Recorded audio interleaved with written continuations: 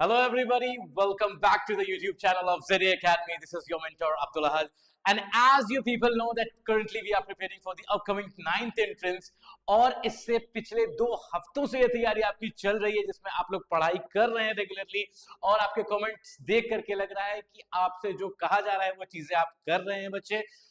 आज क्या है, आज आपका ये थर्ड वीक जो है वो स्टार्ट होने जा रहा है। तो स्टार्ट करने से पहले ये आपकी सारी फैकल्टी, जाहिर सी बात है आप लोग पढ़ रहे हैं, लेकिन फिर भी मैं एक बार बता दूं कि बायोलॉजी जो पढ़ा रहे हैं वो मैं खुद पढ़ा रहा हूँ और अब्दुल अहद सर एंड शारिक सर आपको केमिस्ट्री पढ़ा रहे हैं। आप बहुत अच्छे से ये पढ़ाई कर रहे हैं। केमिस्ट्री तो मतलब शारिक सर से कोई जबरदस्त पढ़ा ही नहीं सकता। ओके, वसीम सर से आप लोग फिजिक्स पढ़ रहे हैं। देन वी हैव हया मैम। हया मैम ने आपको इंग्लिश की सारी चीजें एक्टिव पैसिव उन्होंने इतने जबरदस्त तरीके से पढ़ाया है कि बच्चों के कमेंट्स आ रहे हैं कि मतलब कि आज तक एक्टिव पैसिव इतना ज्यादा इजी था ये पता ही नहीं था। Okay, then you have studied by Zaid sir. ठीक है, Zaid sir is a very versatile teacher. उन्होंने आपको जो है वो अलग अलग चैप्टर्स पढ़ाए हैं। एक्सपोनेंट एंड पार्ट्स आपको पढ़ाया। लास्ट टर्न पे आपको रेशनल नंबर्स पढ़ाए थे, जो कि आपके बहुत ज्यादा कमेंट्स ये बता रहे हैं कि आपको सारी चीजें जो है वो क्लियर हो चुकी हैं। काजी उजैर सर ने आपको मेंसुरेशन पढ़ाया था और मेंसुरेशन जो कि बहुत ज्यादा इंपॉर्टेंट चैप्टर है और उसमें आपको बहुत सारी चीजें सीखने को मिली थी, बहुत सारे टिप्स एंड ट्रिक्स आपको देखने को मिले थे, बहुत नई चीजें आपको सीखने को मिली थी। क्योंकि वही मैंने बात जो कही थी पहले ओरिएंटेशन में कि एकेडमिक्स तो हो जाता है, आप ऑलरेडी वो चीजें पढ़ चुके हो, लेकिन एंट्रेंस में उसको कम टाइम में किस तरीके से सॉल्व करना है, ये थी सबसे ज्यादा मेन इंपॉर्टेंट चीज। और ये सारे मेंटर्स आप लोगों को वही चीजें सिखा रहे हैं। तो आई होप कि आप लोग बहुत अच्छे से जो है वो सारी चीजें पढ़ाई कर रहे हैं। अब ये वीक 3 आपका स्टार्ट हो चुका है, तो वीक 3 का टाइम टेबल आपके पास ऑलरेडी पहुंच चुका है। यहाँ पे भी मैं आपके वीक 3 का टाइम टेबल लेकर के आपके सामने आया हूं, जिसमें कि फर्स्ट डे आज जो है 8 जनवरी है, जिसमें मैंने आपको पार्ट 1 पढ़ाने वाला हूं, रिप्रोडक्शन इन एनिमल्स का। ये चैप्टर मैंने इसलिए लिया बेटा क्योंकि बहुत ज्यादा इंपॉर्टेंट चैप्टर है ये, और इस चैप्टर से अच्छे खासे आपके क्वेश्चंस जो है वो आते हैं। ठीक है, तो ये क्या करना है आपको, बस वही चीज मैं जो बार बार कहता हूं कि आपको कॉपी और पेन लेकर के बैठ जाना है। जो चीजें मैं कहूं, मैं कुछ स्टार पॉइंट्स आपको बताऊंगा बीच बीच में, वो सारी चीजें आपको लिख लेनी है। डायग्राम्स भी इंपॉर्टेंट होते हैं इसमें, वो भी बताऊंगा। साथ ही साथ मैं ये भी बताऊंगा कि बीच बीच में कौन कौन से टॉपिक्स में पढ़ाते पढ़ाते कि किस क्वेश्चन से जो है वो पीवाईक्यूज भी आ चुके हैं। पहले पिछले 10 साल के पेपर को मैंने एनालाइज किया है और यहीं तक ये बात नहीं रहेगी। ये लेक्चर्स खत्म होने के बाद मैं स्पेशली आप लोगों के लिए लेकर के आने वाला हूं बेटा पीवाईक्यूज की सीरीज, जिसमें एक एक चैप्टर के हिसाब से हम लोग पीवाईक्यूज को जो है वो सॉल्व करेंगे कि कितने कितने कौन कौन से चैप्टर्स कितना इंपॉर्टेंट है, आखिर क्या पैटर्न रहा है पिछले सालों में, किस तरीके से। क्योंकि बायोलॉजी का सबसे ज्यादा पोर्शन जो है वो आया था लास्ट एंट्रेंस में। 25 मार्क्स की आपकी जो है वो साइंस कंप्लीटली है, लेकिन उस 25 में से 15 मार्क्स की सिर्फ और सिर्फ बायोलॉजी आई थी। तो बहुत ज्यादा इंपॉर्टेंट है बेटा। तो बिना किसी देर के हम लोग अपना चैप्टर जो है वो स्टार्ट करते हैं। The next chapter is reproduction in animals. Reproduction in animals हम लोग पढ़ेंगे। रिप्रोडक्शन इन प्लांट्स जो था आपने पढ़ा होगा क्लास 7th में, लेकिन वो प्लांट्स वाला पोर्शन जो है वो भी कभी कभार थोड़ा बहुत पूछ लेता है। अगर आप लोग पीवाईक्यूज उठाएंगे और चैप्टर के पीवाईक्यूज बैठेंगे लगाने के लिए, तो पूछ देखेंगे आप कि प्लांट से भी एक आध क्वेश्चन पूछे हैं। तो इसी चैप्टर में बेटा मैंने आगे जहां पर आपको बताऊंगा उसमें मैंने प्लांट्स का पार्ट भी इंक्लूड किया है। वहां पे हम लोग प्लांट्स के बारे में भी थोड़ा बहुत डिस्कस करेंगे, जिसमें ये सवालात पूछे गए हैं आपसे। ठीक है ना, और मैं बताऊंगा भी आपको कि कहां कहां से जो है आपसे क्वेश्चंस पूछे गए हैं। सो बात करते हैं रिप्रोडक्शन की। तो सबसे पहले सवाल आता है कि भाई ये सर ये चैप्टर जो है रिप्रोडक्शन, व्हाट इज रिप्रोडक्शन। सबसे मेन चीज ये है भैया, अगर चैप्टर स्टार्ट हो रहा है तो you should know the meaning of the chapter ना, कि रिप्रोडक्शन क्या होता है।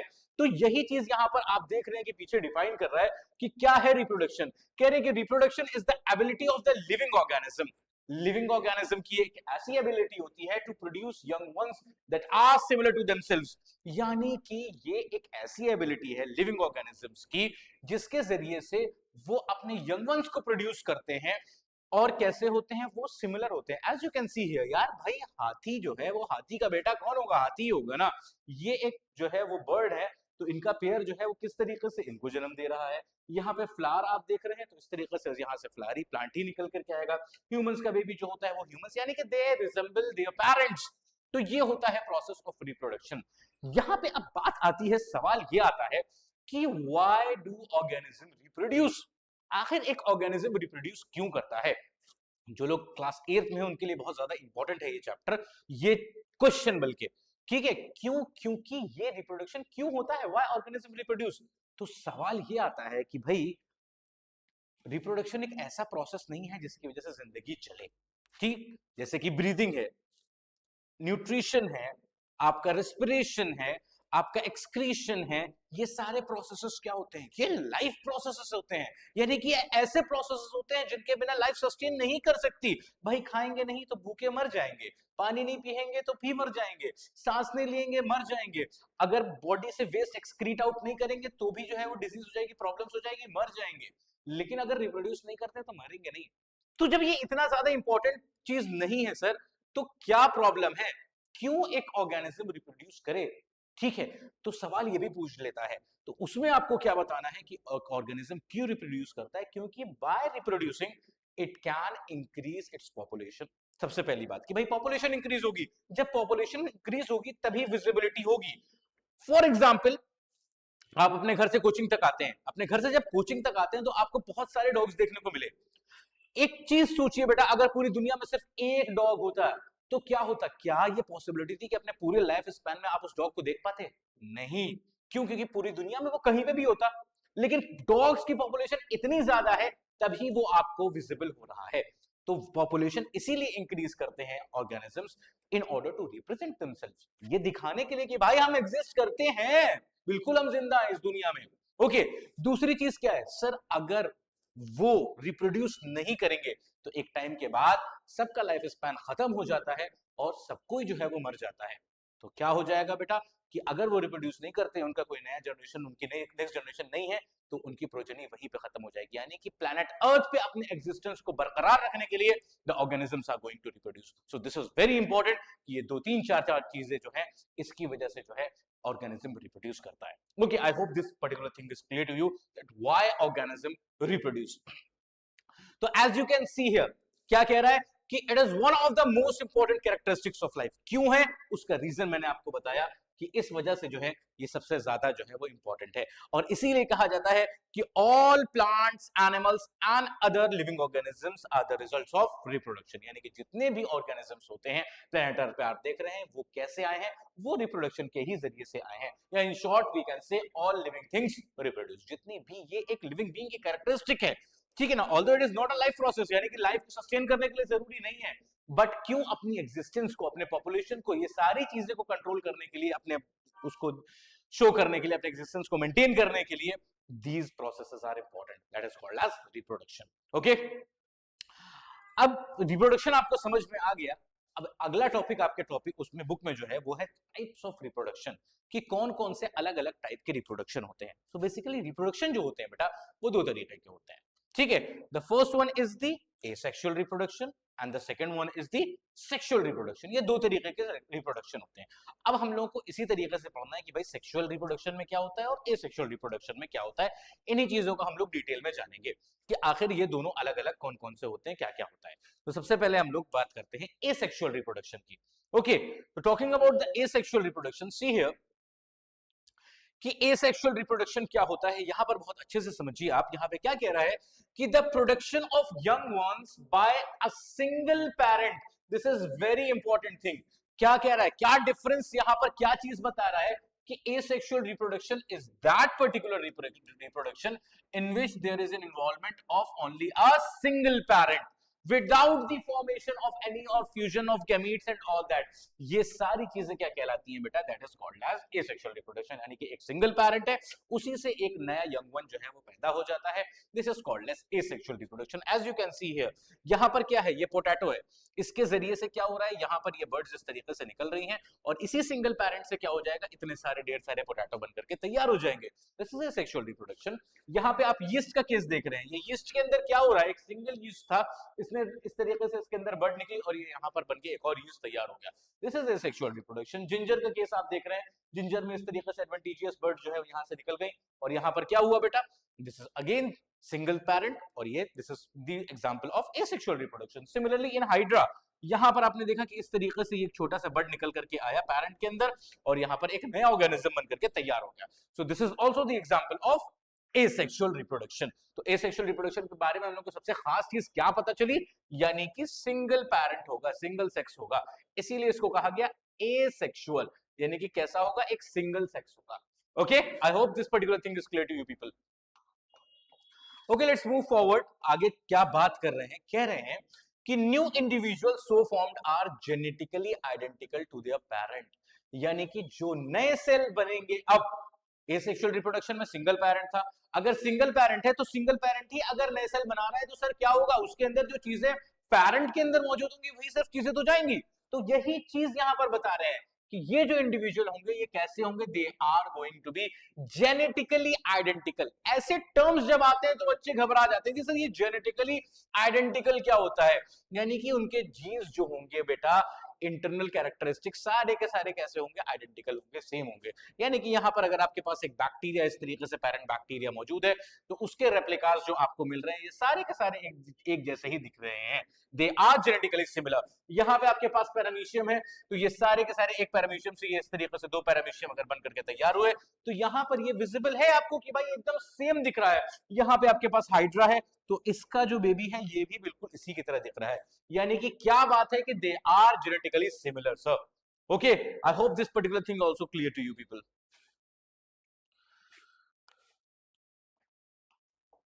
Let's talk about the next thing.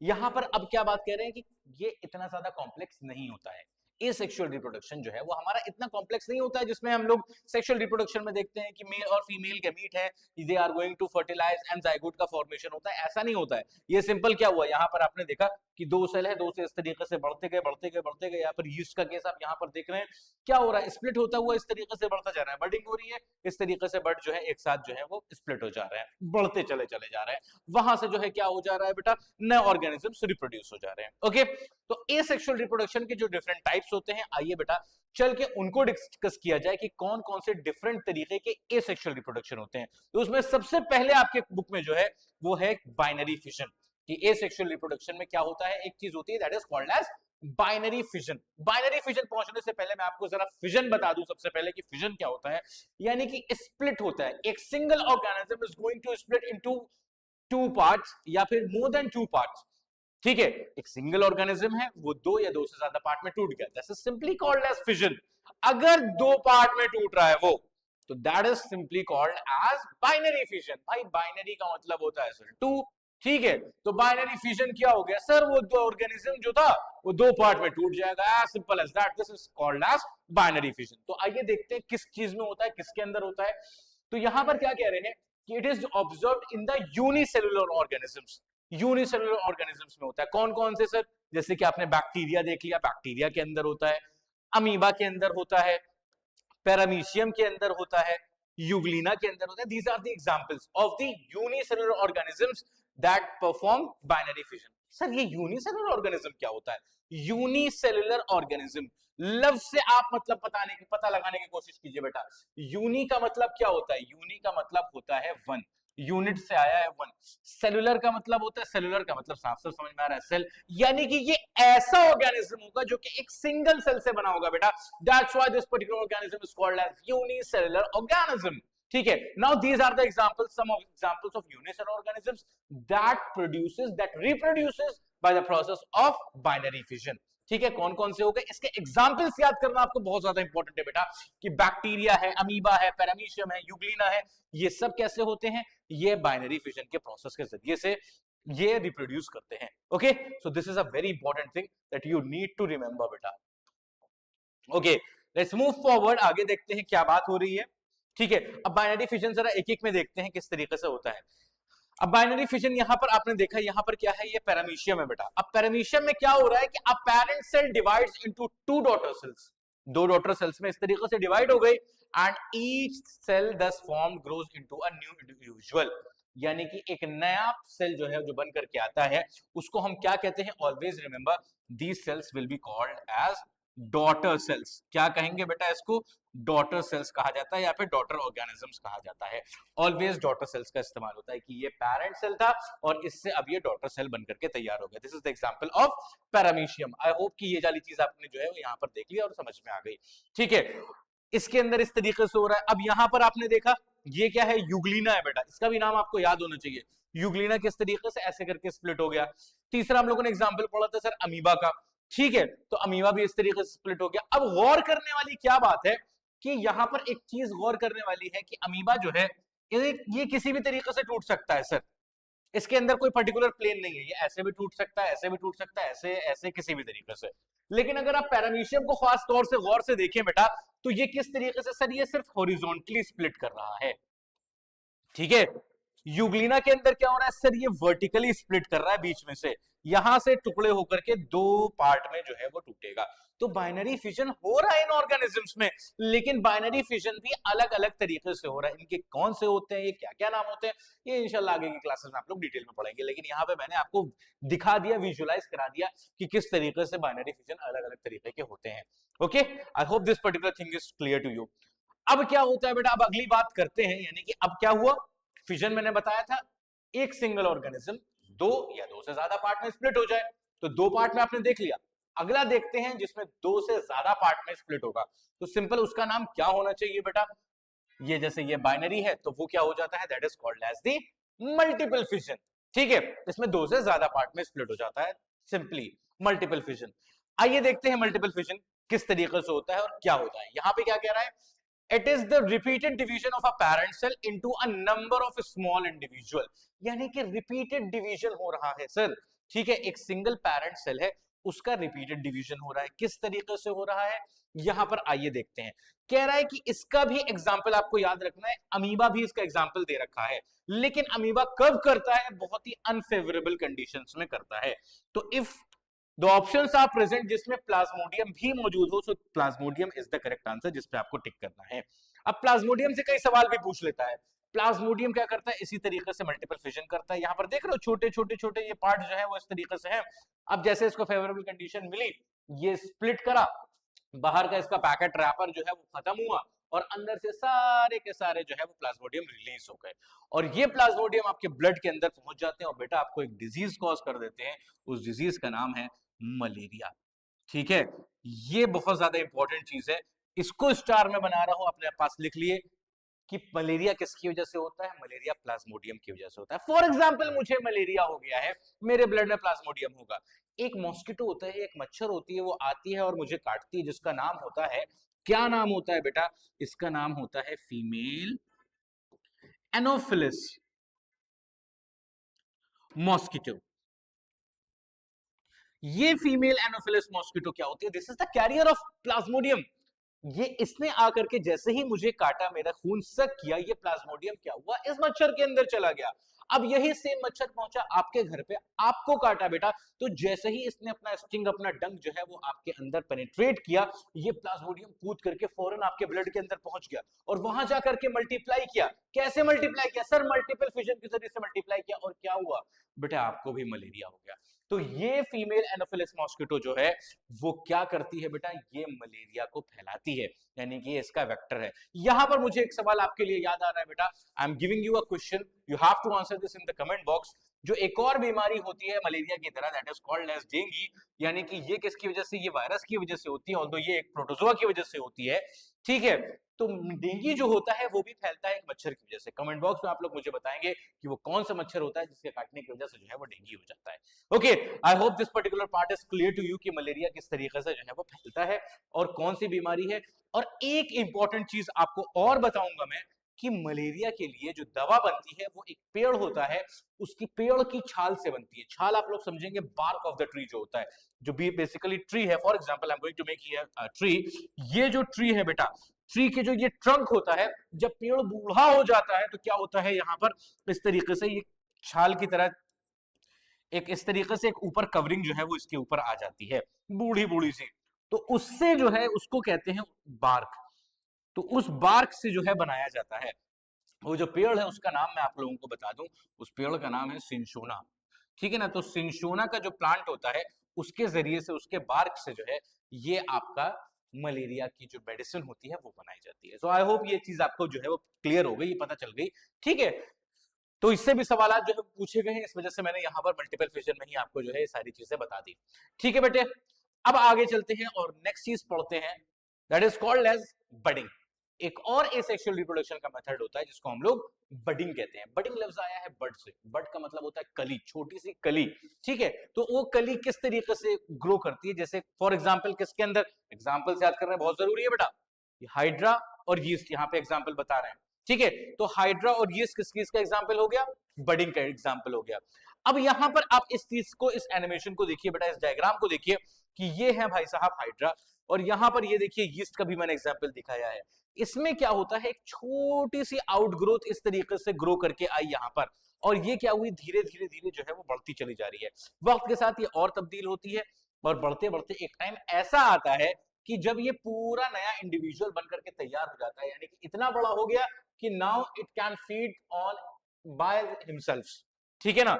अब ये खुद से अपना फीड कर सकते हैं, तो ये अपनी मदर बॉडी से जो है वो डिटैच कर जाते हैं, अपने अपने टेंटिकल्स बन के निकल गए, अपना फूड कैप्चर करके जो है वो खाना खा सकते हैं, अपना इस तरीके से इंडिविजुअल लाइफ गुजार सकते हैं। तो ये मदर की बॉडी से डिटैच हो जाते हैं, एक नए ऑर्गेनिज्म, एक नए इंडिविजुअल बनकर के तैयार हो जाते हैं यीस्ट के। अच्छा, यीस्ट के अंदर एक चीज और होती है बेटा, सुनिए, यीस्ट के अंदर जैसे यहाँ पर एक सिंगल बर्ड है, यीस्ट के अंदर कभी कभार क्या होता है, चेन ऑफ बर्ड्स भी इस तरीके से बनकर के तैयार हो जाती है, तो एक साथ जो है वो कई इंडिविजुअल्स की बर्थ होती है। तो यीस्ट के अंदर ये भी होता है, यीस्ट हम लोगों ने भी उसमें भी देखा। Okay, I hope this particular thing is also clear to you. तो ये आपका जो है वो था पार्ट बेटा किस चीज का, एसेक्सुअल रिप्रोडक्शन का, जिसमें हम लोगों ने ये सारी चीजें देखी। क्या देखा, मेनली फिजन देखा। हायर क्लासेस में आप लोग जाएंगे इंशाल्लाह, और भी पार्ट्स जो है वो पढ़ेंगे, रीजनरेशन है, फ्रैगमेंटेशन है, ये सारी चीजें, लेकिन इससे भी जो है वो आपके लेवल पे सवाल नहीं पूछे गए हैं, तो इसको यहीं तक रखते हैं, ठीक है। लेकिन फिजन बहुत ज्यादा इंपॉर्टेंट है, बाइनरी और मल्टीपल दोनों के एग्जांपल्स आपको याद रखने बहुत ज्यादा जरूरी है। फिर हम लोगों ने उसके बाद ये बडिंग देखा, बडिंग का भी एग्जांपल याद करना बहुत ज्यादा इंपॉर्टेंट है, ठीक है ना। बडिंग के में और मल्टीपल विजन में बताते हुए मैंने प्लाज्मोडियम भी बताया आपको, मलेरिया किस तरीके से हो जाता है, ये सारी all these things are very important to you people. Okay, so do remember all these things. Okay, चलिए बेटा आगे चलते हैं, बात करते हैं हम लोग रिप्रोडक्शन इन प्लांट्स की। तो प्लांट्स में जैसे कि मैंने अपने बताया था कि ऑल्दो ये क्लास 7th का पोर्शन है आपका, लेकिन सवाल पूछा गया है तो थोड़ा सा पोर्शन में इसको प्लांट्स का भी आपको बताने वाला हूं, ठीक है। तो प्लांट्स की अगर बात करें बेटा, तो प्लांट्स के अंदर क्या होता है, प्लांट्स के अंदर बेसिकली सर दो पार्ट्स होते हैं। कौन कौन से पार्ट्स होते हैं, कुछ वेजिटेटिव ऑर्गन्स होते हैं, कुछ वेजिटेटिव पार्ट्स होते हैं, और रिप्रोडक्टिव पार्ट होता है। सी दिस, जो फ्लावर है इसका, प्लांट का जो फ्लावर होता है, that is the reproductive part, ठीक है। और दूसरा आपका यहां पर जो होता है the vegetative part, vegetative part में आपके क्या क्या आ जाता है बेटा, the vegetative part of plant includes all these things. इसके अंदर सर लीव्स आती हैं, स्टेम आती हैं, और रूट्स आती हैं। ओके, अगर फ्लावर से हो रहा है then it will be termed as sexual reproduction, ठीक है। अगर इन सारे पार्ट से हो रहा है, यानी कि वेजिटेटिव पार्ट से हो रहा है प्लांट्स के, then this particular thing will be termed as vegetative propagation. क्या कहते हैं बेटा इसको, वेजिटेटिव प्रोपेगेशन कह रहे हैं, यानी कि वेजिटेटिव पार्ट से new organisms are going to be propagated, ठीक है ना। नए पार्ट्स जो आएंगे वो किससे आएंगे, वेजिटेटिव पार्ट से आएंगे। कौन कौन से सर, लीव्स है, स्टेम है, रूट्स है, इस तरीके से। सर लीव से कैसे आ सकते हैं, स्टेम से कैसे आ सकते हैं, रूट से कैसे आ सकते हैं, तो इसके एग्जांपल्स बहुत ज्यादा इंपॉर्टेंट है याद रखने के लिए। अब लीव से कैसे आते हैं, आइए मैं जरा आपको अच्छे से दिखाता हूं एक एग्जाम्पल लेकर के। एक लीफ होती है, इसका एग्जांपल आप लोगों को अगर याद होगा तो एक लीफ होती है जिसका नाम होता है ब्रायोफिलम। सो सी दिस बेटा, ब्रायोफिलम में किस तरीके से होता है, ये इसकी जो लीफ होती है ना, इसके कट्स पे जो है छोटे छोटे छोटे छोटे बर्ड्स निकले हुए रहते हैं, ठीक है। अब क्या होता है, जिस तरीके से ये बर्ड्स जो है वो गिरते हैं, ठीक है, जैसे फॉर एग्जाम्पल एक लाइफ स्पैन होता है लीफ का, ठीक है, लाइफ स्पैन होता है लीफ का, उसको खत्म करने के बाद वो टूट करके नीचे की तरफ जाकर के गिर गई। अब जब नीचे की तरफ जाकर के गिर गई, तो इसको जैसे ही सुटेबल एनवायरनमेंट मिलता है सॉइल के अंदर, यानी कि जो चीजें चाहिए थी सर, वाटर चाहिए था, उसको न्यूट्रिएंट्स चाहिए थे, हवा और पानी तो मिल ही रहा था उसको, सारी चीजें, ये क्या करती हैं, ये जो रूट्स होती है इसके अंदर, जो लीफ के छोटे छोटे बर्ड्स होते हैं बेटा, यहाँ पर इनके हल्की हल्की सी रूट्स निकलने लगती है, जैसे सॉइल में आकर के गिरते हैं, और उसी जगह से एक नया प्लांट जो है वो प्रोपेगेट हो जाता है, नया प्लांट निकल करके आ जाता है। ओके, सो आई होप ये पार्ट आपको जो है वो समझ में आया होगा कि किस तरीके से होता है। और आपको और कुछ एग्जांपल, जैसे इसका नाम क्या होता है, नाम याद रखना जरूरी है बेटा, इसका नाम होता है bryophyllum, bryophyllum. This is the example of vegetative propagation through leaves, ठीक है। तो आगे चलते हैं बेटा हम लोग। नेक्स्ट थिंग इज व्हाट, कि वेजिटेटिव ऑर्गन जैसे लीफ का एग्जांपल मैंने बता दिया, रूट और स्टेम ये देखिए यहाँ पर इस तरीके से सबके फोटोज यहाँ पर इसीलिए लगा दिए ताकि आपको समझ में आ जाए। ठीक है, अब एग्जांपल्स की अगर बात करें तो यहाँ पर क्या हो जाएगा, बहुत अलग अलग एग्जांपल है। स्टेम का एग्जांपल आपके पास जो है वो अनियन भी होता है, ठीक है ना, जिससे प्रोपोगेट करता है, पोटैटो भी होता है, ये सारे के सारे उसके एग्जाम्पल है स्टेम के। रूट्स की अगर बात कर दिया तो यहाँ पे देखिए आपके स्वीट पोटैटो बना हुआ है, ठीक है।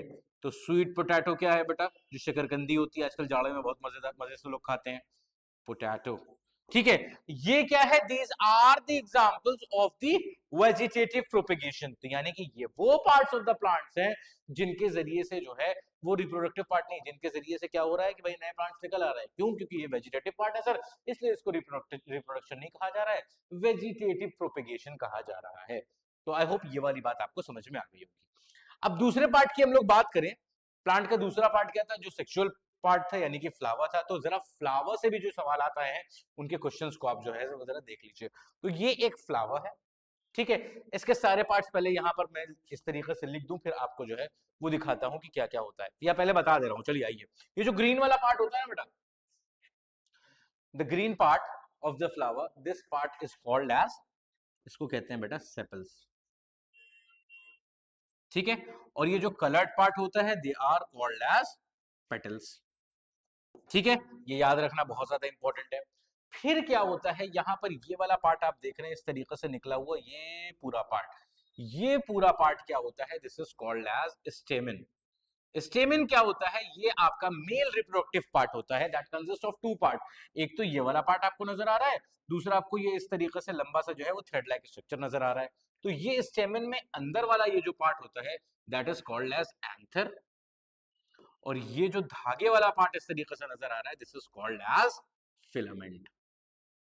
और इसी एंथर के अंदर बेटा क्या प्रेजेंट होते हैं, पॉलन ग्रेन्स प्रेजेंट होते हैं, जो कि जाकर के फ्लावर के ऊपर गिरते हैं, ठीक है, और फर्दर आगे के प्रोसेस को प्रोड्यूस करते हैं, ठीक है।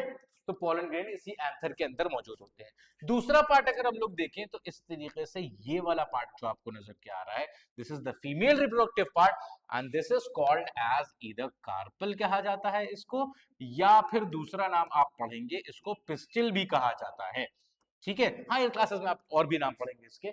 अब ऊपर वाला जो पार्ट होता है बेटा, ये हल्का सा स्टिकी पार्ट होता है, जिसके ऊपर पॉलन ग्रेन्स आकर के गिरते हैं उनको चिपकाने के लिए, ठीक है। तो this particular part is called as stigma. इसको क्या कहते हैं, इसको कहते हैं बेटा स्टिग्मा। फिर एक लंबा सा इस तरीके से आप पाइपलाइन देख रहे हैं, this part is called as style. और ये जो बेसल पार्ट है बिल्कुल इस तरीके से चौड़ा वाला, this particular part is called as ovary, ठीक है। और इसी ओवरी के अंदर अगर आप बहुत ध्यान से देखें बेटा, तो ये छोटे छोटे पार्ट्स आपको ये नजर आ रहे हैं, these parts are called as ovule. तो ये क्या हो गया, आपका मेल रिप्रोडक्टिव पार्ट हो गया, दूसरा वाला आपका क्या हो गया, फीमेल रिप्रोडक्टिव पार्ट हो गया। तो आप इस चीज का जो है चाहिए तो स्क्रीनशॉट ले लीजिए और इस चीज को जो है वो लिख लीजिए अपने पास, ठीक है, कि ये एंथर, फिलामेंट और स्टेमेन ये मेल रिप्रोडक्टिव पार्ट है, ये फीमेल रिप्रोडक्टिव पार्ट है। These are the sepals, petals, बल्कि मैं इसको यहाँ पर दोबारा से लिख दे रहा हूँ ताकि आप लोग अच्छे से जो है उसका स्क्रीनशॉट ले लीजिए और आपको याद रहे कि हाँ भाई कौन सा पार्ट क्या क्या करता है, कौन सा किस तरीके से चलता है काम, ठीक है। तो दिस इज कार्पल, ठीक है ना, या फिर उसको पिस्टल भी कहा जाता है। ये आपका स्टेमेन होता है, स्टेमेन में दो पार्ट है, एंथर एंड फिलामेंट। कार्पल में तीन पार्ट होता है आपके, stigma, style, ovary. Okay, I hope this particular thing is also clear to you people बेटा, ठीक है। अब चलती है, आगे चलते हैं बेटा और बात करते हैं हम लोग किस चीज की, सेक्सुअल रिप्रोडक्शन की, ठीक है। अब सेक्सुअल रिप्रोडक्शन की हम लोगों को बात करनी है, प्लांट्स में तो हम लोगों ने पार्ट देख लिया, ठीक है। Now we have to talk about the sexual reproduction कि भाई किस तरीके से होता है, क्या होता है, एनिमल्स के अंदर क्या क्या प्रोसेसेस हैं। Okay, we need to discuss these things now. तो चलते हैं, आगे बढ़ते हैं हम लोग सेक्सुअल रिप्रोडक्शन की तरफ। तो सेक्सुअल रिप्रोडक्शन के बारे में क्या बता रहे हैं, यानी कि production of young ones by the formation as well as fusion of special cells. कौन से स्पेशल सेल्स हैं सर वो, they are called as gametes. इन स्पेशल सेल्स को हम क्या कहते हैं बेटा, these special cells are called as gametes, ठीक है, या फिर इनको रिप्रोडक्टिव सेल्स भी कहा जाता है, ठीक है। अब ये चीज क्या है, ये गमीट्स को एक चीज और कही जाती है, इस चीज को आप अपने पास लिख लीजिए, या तो इसको कहते हैं रिप्रोडक्टिव सेल्स, या फिर they are also called as germ cells. Okay, so this is very important कि क्वेश्चन जो है वो नाम बदल के भी पूछ लेता है। अब आप कंफ्यूज हो जाओगे, सर हमने तो गमीट्स पढ़ दिया, रिप्रोडक्टिव सेल, जर्म सेल, पता नहीं क्या पूछ लिया है। ठीक है, तो ये यही चीज होती है। ओके, अब रिप्रोडक्टिव सेल्स की बात अगर करी जाए बेटा, या गमीट्स की बात अगर करी जाए, तो किस तरीके से ये लोग, ये चीजें आप लोग पढ़ते हुए आते हो। क्या है कि मेल रिप्रोडक्टिव ऑर्गन जो होता है, मेल जो गमीट होता है वो स्पर्म होता है, और फीमेल गमीट जो होता है वो ओवम होता है। अब क्या होता है in sexual reproduction, these two gametes are going to fuse with each other, and as a result of fertilization, as a result of fusion, what is going to form? The zygote is going to form. ठीक है, तो ये एक बहुत ज्यादा important होती है। अब हम लोगों ने एसेक्सुअल रिप्रोडक्शन में क्या पढ़ा था सर, कि जो पेरेंट्स और ऑफस्प्रिंग्स होते हैं, उनके यंग वंस जो होते हैं वो बहुत ज्यादा रिजेंबल करते हैं, बट सेक्सुअल रिप्रोडक्शन में ऐसा नहीं है। क्या होता है भाई सर, यहाँ पर वेरिएशंस देखने को मिल रहे हैं कि ये चिक जो है वो अपने मदर से जो है वो अलग है। अगर दूसरे इसमें देखें आप, तो ये भाई डॉग है, इनके बच्चे जो है वो अलग दिख रहे हैं। यहाँ पर क्या हुआ, यहाँ पर भी आपको वेरिएशन देखने को मिल गया। ऐसा क्यों होता है? क्योंकि सर यहाँ पर दो अलग अलग गैमेट्स मिल रहे हैं। उसमें क्या होता है, एक सिंगल पैरेंट था, उसी की रेप्लिका आ गई थी। इसमें क्या होता है sir, sperm and ovum both of them are going to combine. क्योंकि दो अलग अलग चीजें जब कंबाइन हो रही, तो जाहिर सी बात है कि उसका जो रिजल्ट होगा वो भी डिफरेंट होगा थोड़ा सा उनके पहले वाले से। ओके, तो इसी वजह से यहाँ पर सेक्सुअल रिप्रोडक्शन में हम लोग को क्या देखने को मिलता है, we are going to see variation in this. ठीक है ना, यही वेरिएशन आगे चल के इवोल्यूशन को लीड करता है, जो कि आप हायर क्लासेस में इंशाल्लाह पढ़ोगे। ठीक है, तो आई होप ये वाली बात आपको जो है वो क्लियर हो गई। अब अगर हम लोग बात करी जाए, सेक्सुअल रिप्रोडक्शन तो समझ में आ गया, लेकिन सेक्सुअल रिप्रोडक्शन के जो गैमेट्स होते हैं वो बनते हैं, वो किस तरीके से बनते हैं, कहां से बनते हैं, तो आइए इस चीज को भी जानते हैं। This is also very important. ठीक है, क्यों? क्योंकि ये जो है वो रिप्रोडक्टिव अलग अलग ऑर्गन्स होते हैं। तो यही चीज यहां पर कह रहा है कि multicellular organisms, the gametes are produced by the reproductive organ. अलग अलग रिप्रोडक्टिव ऑर्गन होते हैं, male reproductive organ as well as female reproductive organ. तो इन्हीं रिप्रोडक्टिव ऑर्गन्स को हम लोग को बहुत अच्छे से पढ़ना है कि क्या क्या अलग अलग चीजें हैं इनके अंदर। सबसे पहले हम लोग बात करते हैं मेल रिप्रोडक्टिव ऑर्गन की बेटा। तो मेल रिप्रोडक्टिव ऑर्गन में क्या क्या चीजें प्रेजेंट होती है? सबसे पहली चीज जो हम लोगों को याद रखनी है, that is the presence of a testis. A pair of testis is present. ये टेस्टिस जो है वो प्रेजेंट होती हैं बेटा। सवाल ये आता है कि ये टेस्टिस कहां प्रेजेंट होती है सर? तो ये टेस्टिस जो होती हैं वो outside the abdominal cavity in a sac that is called as a scrotum के अंदर प्रेजेंट होती है। सवाल अक्सर ये पूछा जाता है कि आखिर टेस्टिस बॉडी के अंदर क्यों नहीं प्रेजेंट होती हैं, अलग से एक पर्टिकुलर सैक में क्यों प्रेजेंट होती हैं? उसका जवाब बेटा ये है कि जो नॉर्मल प्रोडक्शन होता है स्पर्म का, उसको बॉडी टेम्परेचर से 2 से 3 डिग्री टेम्परेचर जो है वो कम चाहिए होता है। अब क्या होता है, अगर वो बॉडी के अंदर ही रहेंगे तो वही टेम्परेचर उसका भी हो जाएगा। तो क्या होता है, जो स्क्रोटम सैक है वो बॉडी से थोड़ा सा बाहर रहता है एब्डोमिनल कैविटी से, उसके अंदर टेस्टिस प्रेजेंट रहते हैं, ताकि वो टेम्परेचर का वेरिएशन जो है वो मेंटेन हो जाए। 2 से 3 डिग्री टेम्परेचर कम रहता है, तो उसमें क्या होता है भाई, उसमें जो है वो चीज में टेम्परेचर मेंटेन हो जाता है और स्पर्म का नॉर्मल प्रोडक्शन होता है। तो स्पर्म के प्रोडक्शन के लिए कौन रिस्पॉन्सिबल है? That is testis. तो यहां पर यही करा गया है, male gametes that are called as sperms are produced in male reproductive organ, और फीमेल गैमीट जो होते हैं उनका नाम क्या होता है बेटा? The female gametes they are called as either eggs, या फिर उनको ओवा कहा जाता है। ये कहां पे प्रोड्यूस होते हैं? ये फीमेल रिप्रोडक्टिव ऑर्गन में प्रेजेंट होते हैं। ठीक है, यहाँ पे ओवरी जो है ये इसको प्रोड्यूस करती हैं। सो आई होप ये वाली बात आपको पता चल गई है कि स्पर्म क्या है, मेल गैमीट है, वेयर एज एग या फिर ओवम जो है वो फीमेल गैमीट है। ओके, अब क्या हुआ भाई sir, these sperm and ovum they are going to unite, and as a result they are going to form a fertilized egg, or this particular fertilized egg is called as zygote। Simple सी बात है। अब यही zygote जो है इसके अंदर होता है multiple division, and after attaining the multiple fission ultimately it is going to give birth to a new one, यानी कि यंग वन, या फिर that is also called as offspring. एक नए ऑर्गेनिज्म की जो बर्थ होती है that is simply called as an offspring. कैसे हुआ ये चीज आपको समझ में आ गई, यानी कि मेल गैमीट था, फीमेल गैमीट था, both of them are going to combine, they are going to form zygote, and after the multiple division in zygote, it is ultimately going to give birth to a young offspring. Okay, I hope it's clear. लेकिन यहां पर एक exception आ जाता है। जैसे कि हम लोगों ने पढ़ा कि सेक्सुअल रिप्रोडक्शन में क्या हुआ सर, मेल गैमीट कहां बन रहा है? मेल रिप्रोडक्टिव ऑर्गन बना रहा है। फीमेल गैमीट कहां बन रहा है? फीमेल रिप्रोडक्टिव ऑर्गन, यानी कि दोनों के अंदर अलग अलग, मेल्स के अंदर अलग ऑर्गन्स है, फीमेल के अंदर अलग ऑर्गन्स है। लेकिन यहां पर एक एक्सेप्शन आता है, किस चीज में? सी दिस, कुछ ऑर्गेनिजम्स आते हैं जिनका नाम है अर्थवॉर्म्स। अर्थवॉर्म के अंदर क्या होता है बेटा, कह रहे हैं same individual produce both type of gametes. एक ही सिंगल ऑर्गेनिज्म जो होता है वो दोनों के दोनों गैमीट्स जो है वो बनाता है। इनके पास मेल रिप्रोडक्टिव ऑर्गन भी होता है और इन्हीं के पास फीमेल रिप्रोडक्टिव ऑर्गन भी होता है, यानी कि एक ही ऑर्गेनिज्म के अंदर। और इस पर्टिकुलर केस को हम क्या कहते हैं बेटा, they are called as hermaphrodite. तो ये बहुत ही ज्यादा इंपॉर्टेंट चीज है जो कि आज आप लोगों ने जो है वो सीखी है, दैट इज हर्माफ्रोडाइट। तो ये हर्माफ्रोडाइट आपको नॉर्मली जो है वो नहीं मिलता है। ये कौन से होते हैं, ये ऑर्गेनिजम्स ऐसे होते हैं जो कि करते तो सेक्सुअल रिप्रोडक्शन है, लेकिन यहां पर क्या हुआ, यहां सर मेल और फीमेल दोनों ही रिप्रोडक्टिव ऑर्गन एक ही ऑर्गेनिज्म के अंदर प्रेजेंट होता है। इसका बेस्ट एग्जांपल क्या है, हर्माफ्रोडाइट। तो इस तरीके से सवाल आपसे पूछ लेता है कि भाई इसमें से कौन, which of the following is the hermaphrodite, तो अर्थवॉर्म पे टक से टिक लगा देना। ओके, इसी तरीके से एक और टेक्निक होती है, चलिए आपको और बताऊं इसी के बारे में, ठीक है। आई होप कि हर्माफ्रोडाइट आपको समझ में आ गया होगा। कुछ ऐसे ऑर्गेनिजम्स होते हैं जिसमें क्या होता है, एक प्रोसेस होता है that is called as parthenogenesis. क्या होता है सर, पार्थेनोजेनेसिस। क्या कह रहे हैं कि is a form of asexual reproduction in which female produce eggs that develop without fertilization. अभी तक तो सर आपने यही बताया कि मेल और फीमेल फ्यूज होंगे, फिर फर्टिलाइजेशन होगा, तब जाइगोट बनेगा एंड ऑल दैट सारी चीजें। लेकिन यहां पर क्या है, पहले ही बता दिया, it is a method of asexual reproduction, यानी कि फीमेल ने एग ले किया और वो एग बिना फर्टिलाइज हुए ही जो है वो पूरा हैच कर जाता है और नया ऑर्गेनिज्म बन करके तैयार हो जाता है बेटा। तो इस तरीके से कुदरत ने बनाया है। जरा एग्जाम्पल जरूर याद कर लीजिएगा इसके, कौन कौन से होते हैं। ये एफिड्स हैं बेटा, ये आपके डैफनिया है, एंड दीज आर दी रोटिफोर्स जिनके अंदर ये पाया जाता है पार्थेनोजेनेसिस। इसी तरीके से प्लांट्स के अंदर भी होता है, that is called as parthenocarpy. Plant के अंदर क्या कहते हैं, पार्थेनोकार्पी कहते हैं। एनिमल्स के अंदर इसको पार्थेनोजेनेसिस कहते हैं।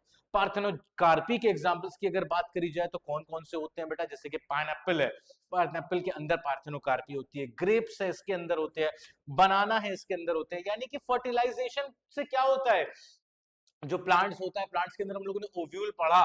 ओव्यूल क्या होता है, ovule are going to convert into seeds. Sir इसीलिए तो इनके अंदर सीड्स नहीं मिल रहे हैं, क्यों, क्योंकि ये पार्थेनोकार्पी से हो रहे हैं। पार्थेनोकार्पी में लोगों ने क्या पढ़ा, यानी कि उसको फर्टिलाइजेशन की जरूरत नहीं है। अगर फर्टिलाइजेशन नहीं हो रहा है तो फिर सर ओव्यूल सीड के अंदर कन्वर्ट ही नहीं होगा। यही तो वजह थी कि इनके अंदर सीड नहीं मिल रहा है। क्या केले के अंदर बीज मिला तुम्हें, नहीं मिला, क्यों, क्योंकि पार्थेनोकार्पी से जनरेट कर रहा है। पाइनएप्पल के अंदर कहां सीड है, ग्रेप्स के अंदर कहां है, इसी वजह से नहीं, क्यों, because they are produced by the process of parthenocarpy. I hope this particular thing is clear to you people now, ठीक है। अच्छा, पार्थेनोजेनेसिस का आपने देखा, वो माइक्रो ऑर्गेनिजम्स के अंदर भी होता है और कुछ और के अंदर, जैसे कि आंट और हनीबी वगैरह है, जो कि इस तरीके से रहते हैं अपने जो है वो पूरे कॉलोनी में रहते हैं। इनके अंदर क्या होता है, जो अनफर्टिलाइज्ड एग होता है बेटा, वो मेल में कन्वर्ट हो जाते हैं। यानी कि वो एग्स जो कि अनफर्टिलाइज रहे, यानी कि इसी तरीके से रहे, वो जब हैच करते हैं तो किस चीज का बर्थ होती है, मेल ड्रोन्स की बर्थ होती है। और अगर यही एग फर्टिलाइज हो जाते हैं तो फर्टिलाइज एग की बर्थ होती है, तो या तो वो वर्कर भी बनता है या फिर वो क्वीन भी बनता है। ये एंट में और हनी भी दोनों में ही ये चीज पाई जाती है। तो आई होप ये वाली चीज आपको समझ में आ गई। बहुत इंपॉर्टेंट चीजें मैंने दो तीन बताई है यहाँ पे आपको। सबसे पहले मैंने हेर्माफ्रोडाइटिज्म बताया, उसके बाद पार्थेनोजेनेसिस बताया और पार्थेनोकार्पी भी बताया। एग्जाम्पल्स के साथ ये सारी चीजें आप याद कर लीजिए, एग्जाम में आने की बहुत ज्यादा चांसेस है बेटा। Okay, I hope this particular thing is also clear to you.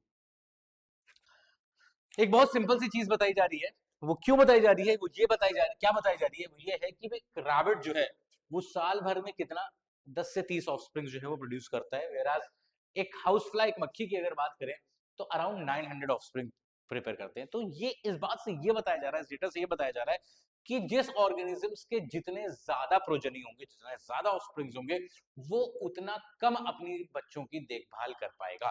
क्योंकि जाहिर सी बात है, एक मक्खी है, उसने जन्म दिया, उसको पता भी नहीं रहेगा कि भाई कौन सा बच्चा उसका है, ठीक है।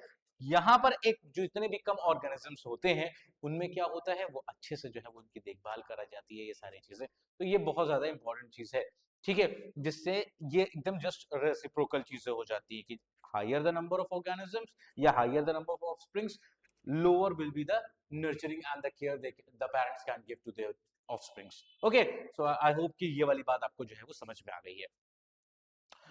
अब एक और लास्ट चीज हम लोग पढ़ेंगे आज के इस टॉपिक के लिए, that is called as the reproductive patterns, क्योंकि ये लेक्चर फिर आपका लंबा हो जाएगा, इसीलिए मैं इसको 2 पार्ट में ही जो है वो करके आपके लिए खत्म करूंगा।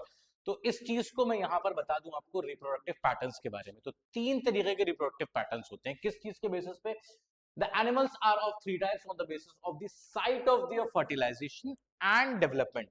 यानी कि फर्टिलाइजेशन हो गया, अब आफ्टर द फर्टिलाइजेशन क्या होता है? जाइगोट बनता है, और ये जाइगोट धीरे धीरे डेवलप होते होते फिर एक वक्त के बाद जा करके जो है वो सर बनता है क्या चीज? एक नया ऑफस्प्रिंग बनता है। तो ये जो फर्टिलाइजेशन कहां पर हो रहा है और डेवलपमेंट कहां पर हो रहा है, इसके बेसिस पे हम लोगों को 3 तरीके के ऑर्गेनिजम्स मिलते हैं, जिनके बारे में हम लोग अभी देखेंगे। क्या है?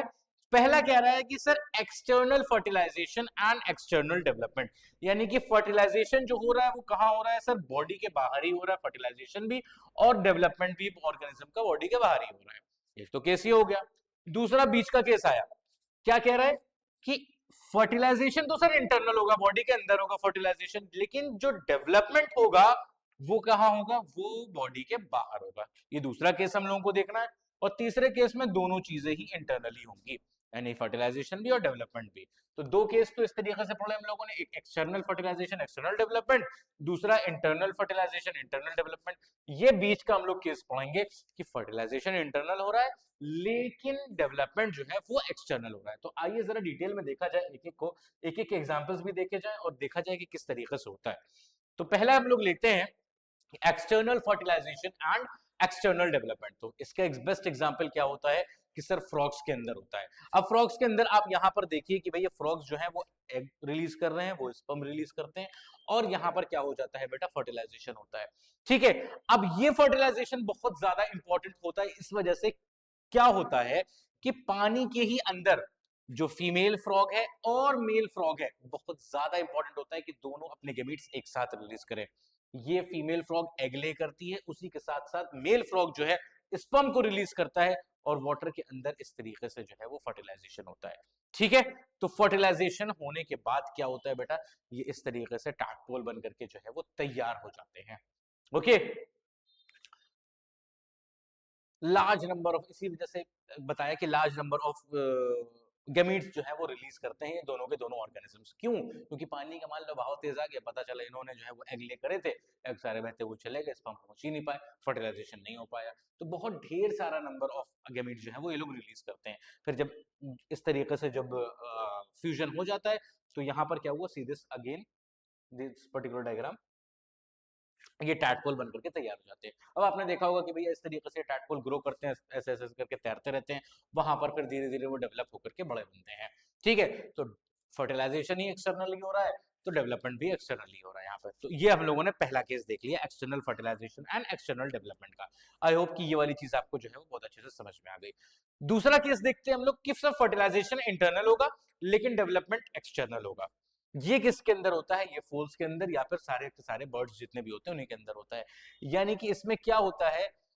अच्छा, और भी इसके एग्जांपल होते हैं, जैसे कि ये बहुत ज्यादा इंपॉर्टेंट चीज आ गई बेटा, ये कॉम्पिटिटिव पॉइंट ऑफ व्यू से बहुत ज्यादा इंपॉर्टेंट है, जैसे कि प्लाटिपस है और एकिडनिया है, इनके अंदर भी internal fertilization but external development होते हैं। किसके अंदर होता है? बेसिकली ये जो लोग, जो भी ऑर्गेनिज्म, जो भी बर्ड्स एंड ऑर्गेनिजम्स एग ले करते हैं, उनके अंदर ये पाया जाता है।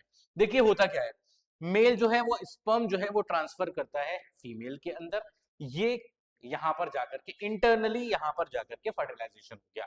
अब आफ्टर द फर्टिलाइजेशन क्या हुआ? जाइगोट बनता है।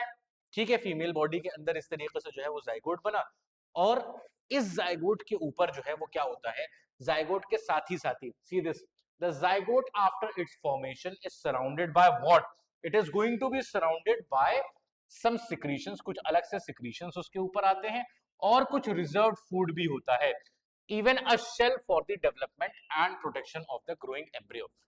अब ये जो होता है इसके ऊपर, यहां पर ये क्या है? ये अलग से सिक्रीशन आ गया, ये आपका रिजर्व फूड आ गया, और अंडे के ऊपर का जो शेल आता है ये प्रोटेक्शन के लिए, ये भी चीज आ गई। ठीक है, तो आई होप कि ये चीज समझ में आई आपको कि क्या क्या चीजें उसके ऊपर आ जाती हैं। ठीक है, अब क्या होता है? See this, this is the secretion. ठीक है, ये आपका रिजर्व फूड इस तरीके से मौजूद होता है, और ये बाहर का एग का जो है वो शेल होता है। एग के शेल से याद आया, आप लोग मुझे कमेंट बॉक्स में बताइए कि एग के शेल का कंपोजिशन क्या होता है, किस चीज का बना होता है वो एग का शेल। इस तरीके से सवाल मैं अपने बीच के लेक्चर में आप लोगों से पूछता रहूंगा बेटा, इस बात का बहुत खास ख्याल रखिए और कमेंट बॉक्स में जो है मुझे बताइए। ठीक है।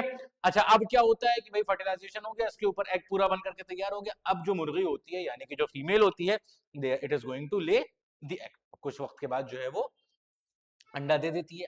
अब क्या होता है, इस अंडे के ऊपर ये मुर्गी जो है वो बैठती है कुछ दिनों तक। कितने दिनों तक बैठती है ये भी बताइए। अगले लेक्चर में वैसे मैं बताने वाला हूँ इस चीज को, लेकिन कमेंट बॉक्स में आप मुझे ये भी बताइए कि कितने दिनों तक ये मुर्गी जो है उस अंडे के ऊपर बैठती है, इसको गरमाई देती है।